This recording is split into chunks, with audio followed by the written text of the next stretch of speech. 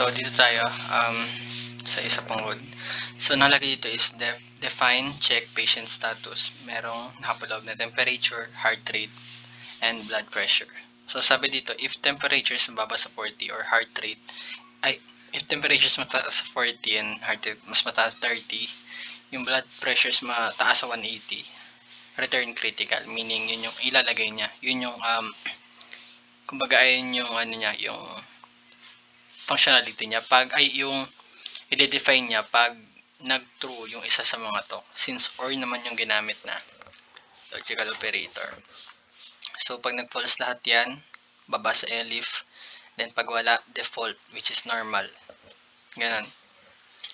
So, define main. So, meaning, wait lang.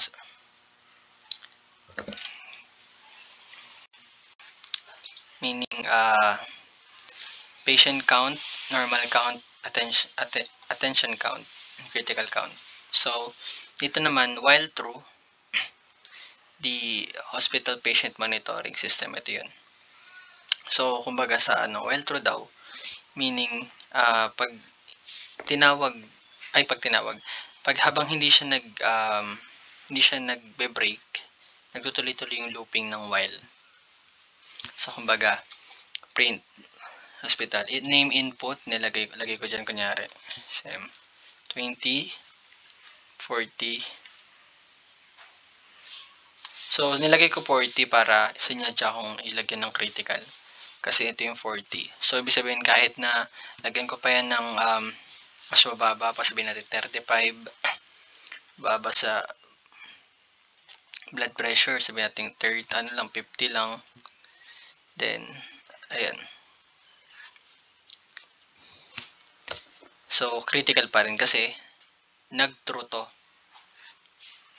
So, kahit sabi nga nila, ang rules nga sa logical operator, pag nag-true to, ito yung nagpo-focusan niya ng status. So, paano nakuha yung status? So, ganito siya. So, tinawag ko si temperature gamit yung binigay kong float kay temperature C.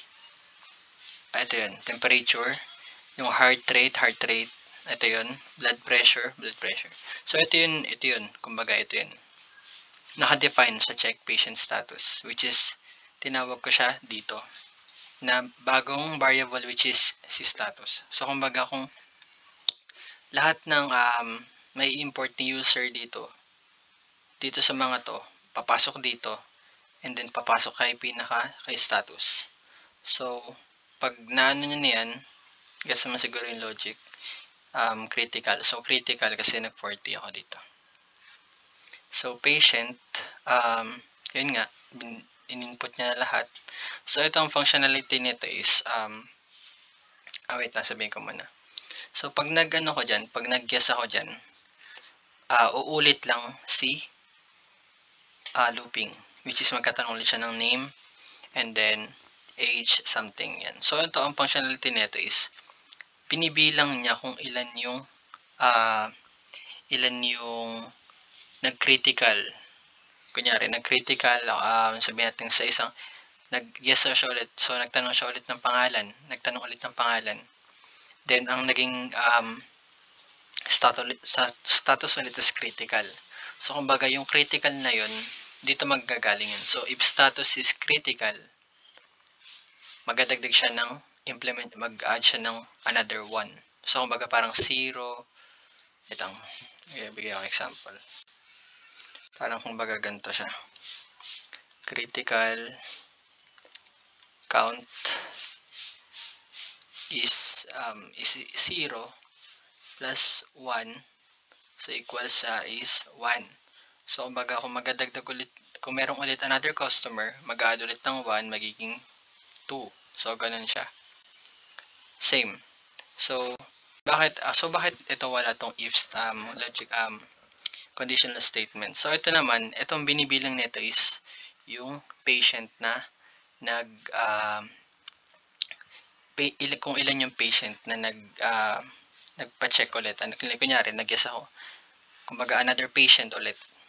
Kumbaga, ito first patient na to, diba? Pag nag-guess ako, din naglagay ulit ako ng mga ganyan.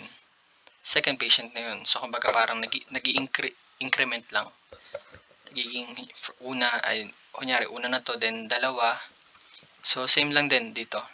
Ito kasi, kaya lang siya na-implement dahil, kunyari, pag pag yung status niya is normal, like yung sinabi nga natin dito, normal, sa mga patient na nandyan, pag kung ano yung, kung kunyari normal yung next na lumabas, so ang mangyayari is, merong ang dito magpiprint yun. So, gawin natin example. Sabihin natin mag-no ako.